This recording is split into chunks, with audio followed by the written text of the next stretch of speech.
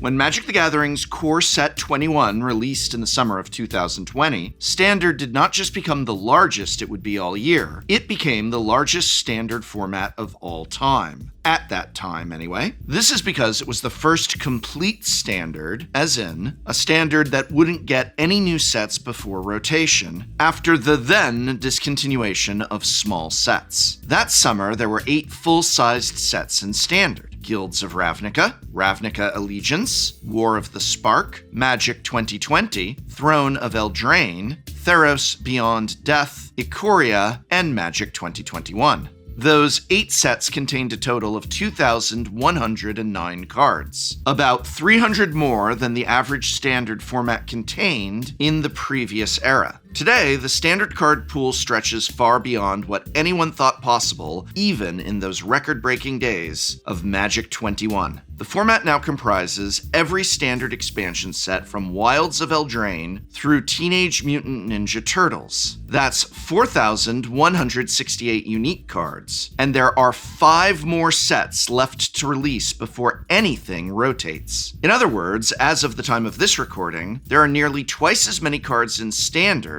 as there were in what 6 years ago had been the largest Standard Magic had ever seen, and it is going to keep growing from there. Coincidentally, the following set after Magic 21, Zendikar Rising, was the first set to be released alongside associated Commander decks. As up until that point, Commander precons were released just once per year, and now were to be released with every set.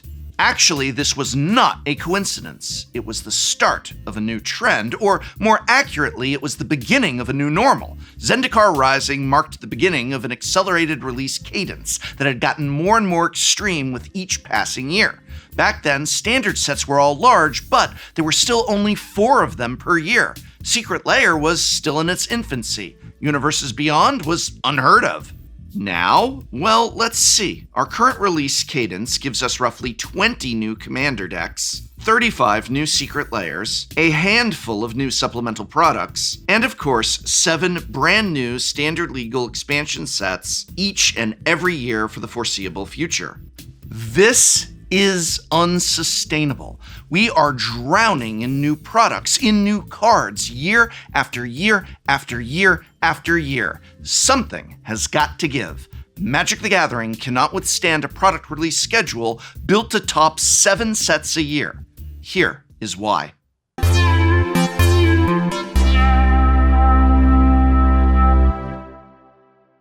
But first, has social media got you down? Tired of doom scrolling all day and night? Do you feel like you're getting dumber by the minute with all the mindless content you're ingesting? I know I is. Well, why not for instead come hang out with the smart people over at Maddox. Maddox is a fast-paced platform where thinking becomes a competitive sport. Players face real opponents in 1v1 duels to compete to see who is the champion in many skills: math, memory, puzzle, focus, speed, and strategy, and all in real time. Instead of passive screen time, Maddox turns it into smart time for smart talking, like me talk smart with Maddox. And there are multiple ways to play, from classic ability duels to puzzles, memory games, and so much more. Daily puzzles and quests help keep things interesting, and leagues and leaderboards give you bragging rights over your friends. Best of all, right now Maddox is free, so why not check it out? Just click the link in the video description to download the app. So stop dumb scrolling and start smart dueling with Maddox for free right now. Thank you, Maddox, for sponsoring this video.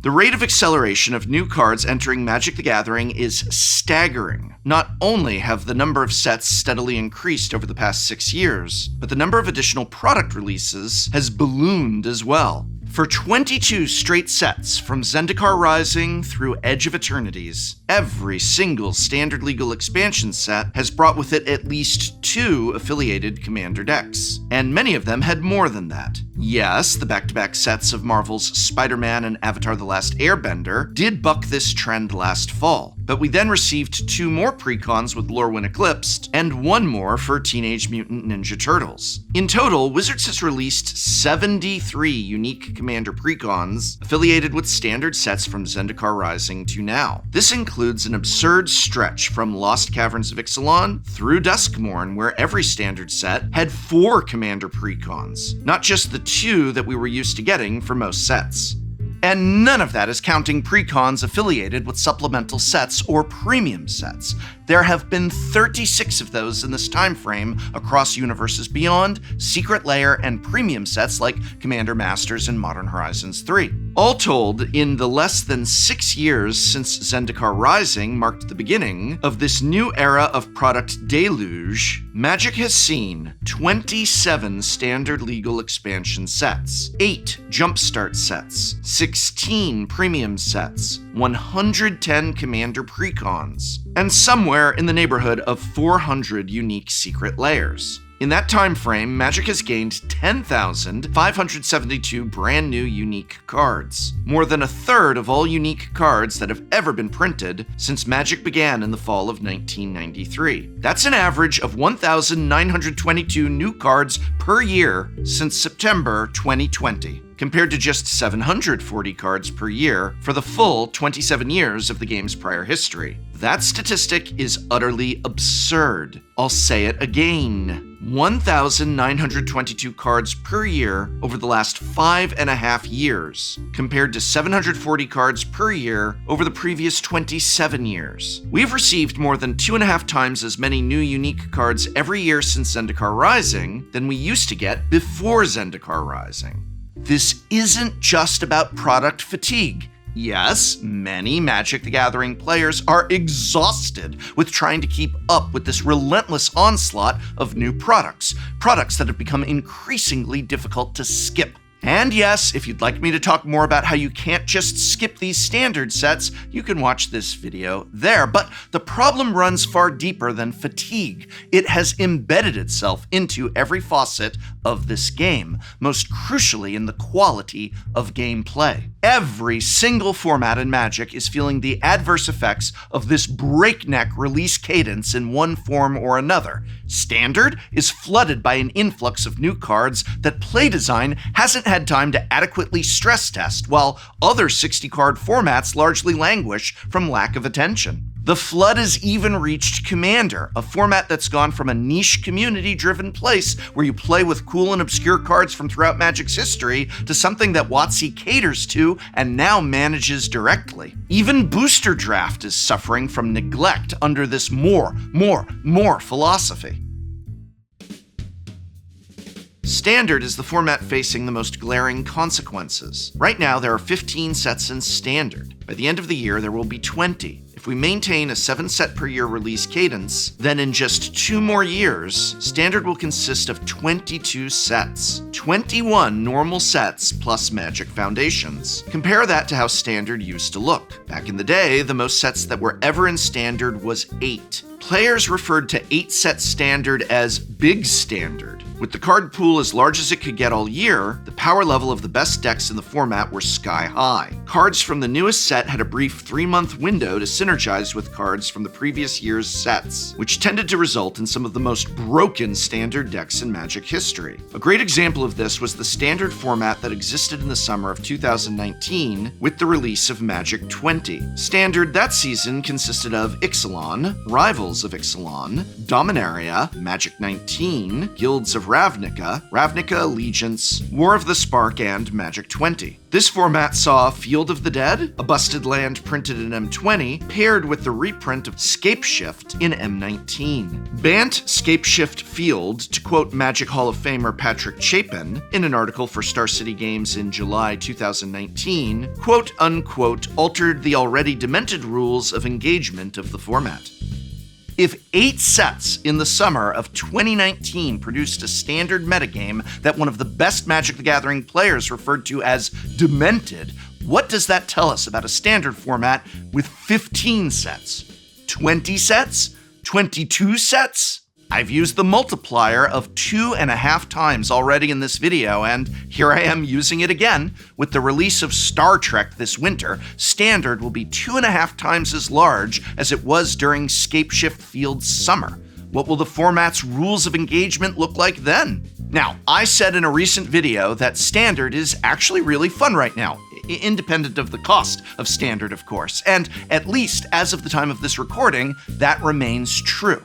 Ironically, a landfall deck is once again the best thing to do in the format, but as a whole, I do feel the format is diverse and relatively balanced. But if you look at Standard over the past 12 months, the past 3 months of great gameplay was only made possible through one of the 2 most ban-heavy years in Standard history across the 9 months prior. As I said at the top of this video, there are twice as many cards in Standard right now than there ever used to be at Standard's historical largest. The unavoidable impact of this is, of course, that decks are a lot more powerful now. Your deck will be stronger if you get to choose from a card pool that is twice as large. But this raises the power level of Standard across the board, which means it is conceivably possible for the format to remain balanced. The problem is people still need to design these sets. With nearly twice as many sets per year to design and stress test, it's a lot harder to give each individual card enough attention to ensure something broken doesn't slip through.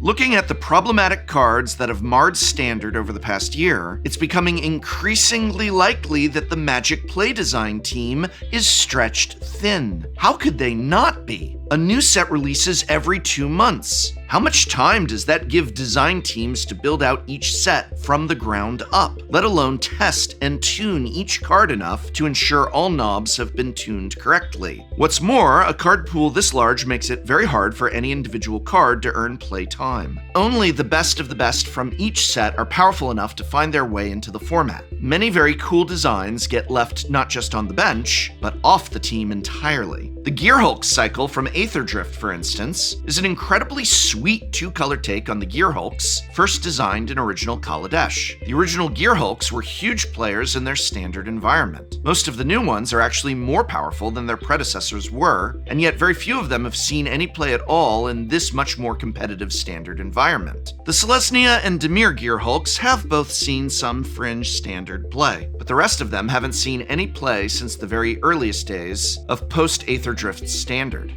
Standard isn't the only constructed format affected by this release cadence, but while Standard suffers from overwatering, Modern and its siblings are dying of thirst. When Wizards of the Coast made the decision to increase the number of Standard sets in the year, they essentially sealed the fate of most other ways of playing 60-card Magic.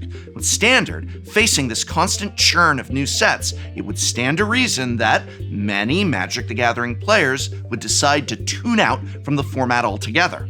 To disincentivize this from happening, Wizards needed to make Standard the format for the vast majority of organized play, the only form of constructed Magic that necessitates actually buying new cards rather than, printing them out and playing them yourself. This means all other formats suffer from lack of attention. Modern is the only 60-card exception, as the format still gets 1 season of organized play and a smattering of one-off Spotlight Series events. But even Modern is caught between a rock, that being Modern Horizons power creep, suppressing most non-Modern Horizons cards, and a hard place, that being the inevitable stagnation that occurs during the 2/3 of the year when there are no major Modern events. Boros Energy, for instance, has been the most played deck in the format for 2 years, with the brief exceptions of the 2 broken Nadu and Breach metagames. The only lasting shifts in the metagame occur during Modern Pro Tours and regional championships, which did result in interesting new decks like Jeskai Blink and Weapons Manufacturing Affinity. But by and large, the format is defined by 2 things: the Jeskai color wedge in various shapes and forms, and the perverse innovations to Amulet Titan that occur every set when the decks get yet another new toy. This has remained true for a calendar year.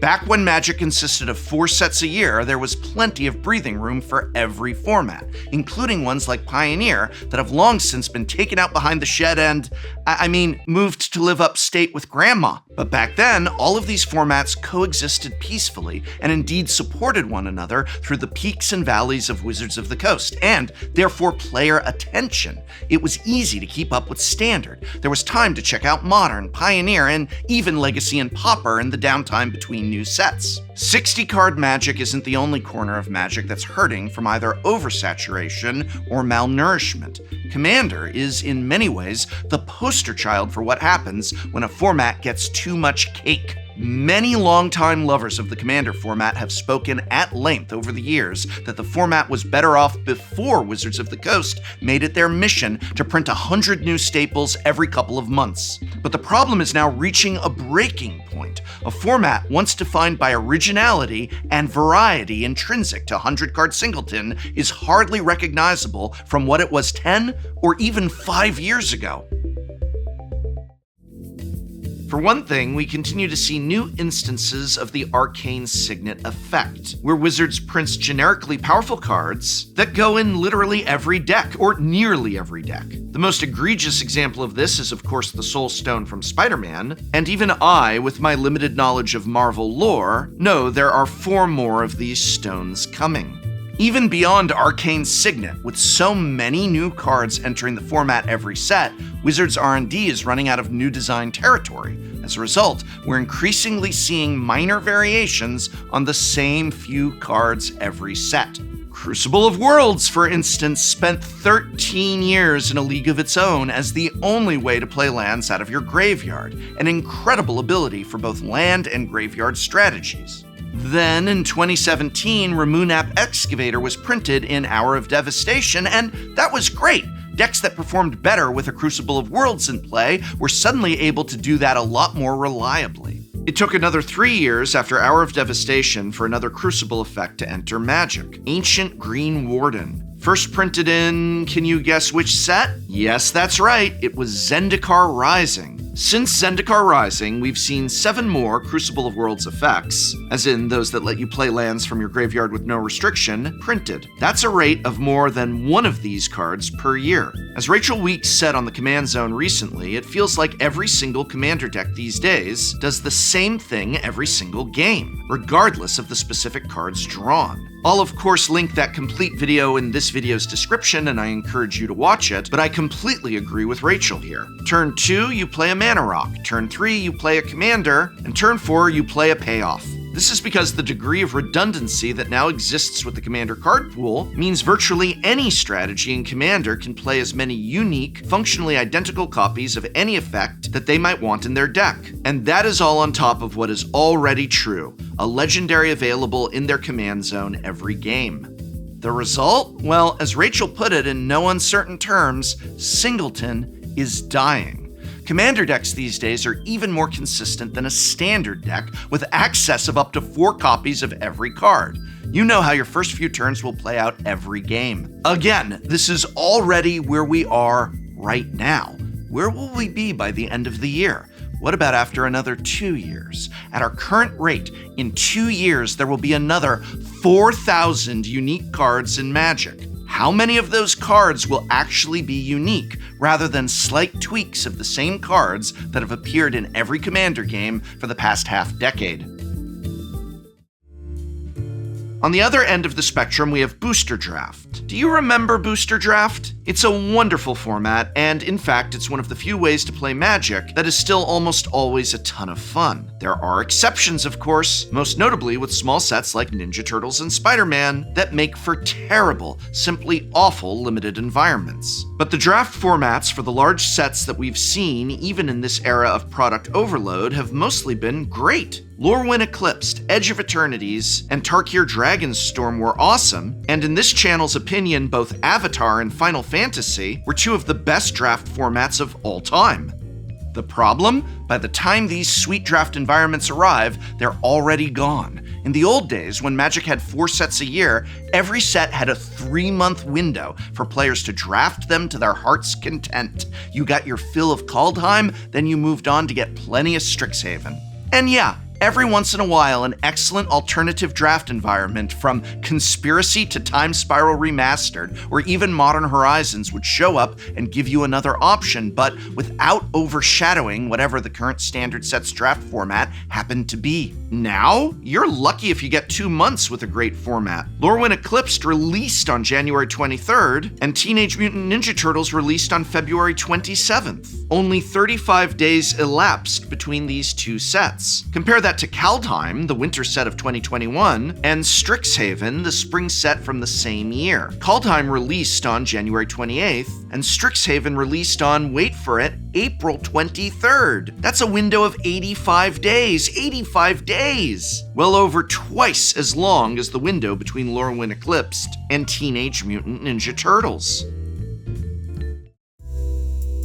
What is happening in Magic is obvious. The corporate overlords at Hasbro recognize that Wizards of the Coast is their only subsidiary that consistently turns a profit, and they've decided this means that they should squeeze every last ounce of profit from the company as they can. They are mortgaging the game's future to line their pockets in the present. Never mind that the bubble is bound to burst. By the time it does, they'll already have made a fortune, and we will be the ones left among the tattered remains. One of the last picture books that children's book author Yoshiko Uchida wrote before she died is called The Magic Purse. It tells the story of a poor farmer who's gifted a magic purse that refills each morning with a fresh batch of gold. The only rule is if he ever spends the final coin in the purse on a given day, the bag won't refill the next. One day he succumbs to temptation and spends the final coin. And lo and behold, the next day the purse doesn't refill and he's right back to where he was before he got it.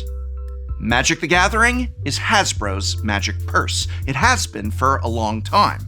For years, the game continued to turn a profit while the game remained fun for all involved. This was sustainable because Wizards never tried to push their luck. 4 standard sets a year for literally 30 years. But increasingly, it's become clear that Hasbro executives are dissatisfied with only spending some of the gold in the purse. They're digging deeper and deeper into the bag, pulling out as many coins as they can and spilling plenty more in the dirt in the process. One day, they will have spent the last one. And what will happen to Magic the Gathering when the purse refuses to provide any more gold? I'm starting to worry. We may soon find out.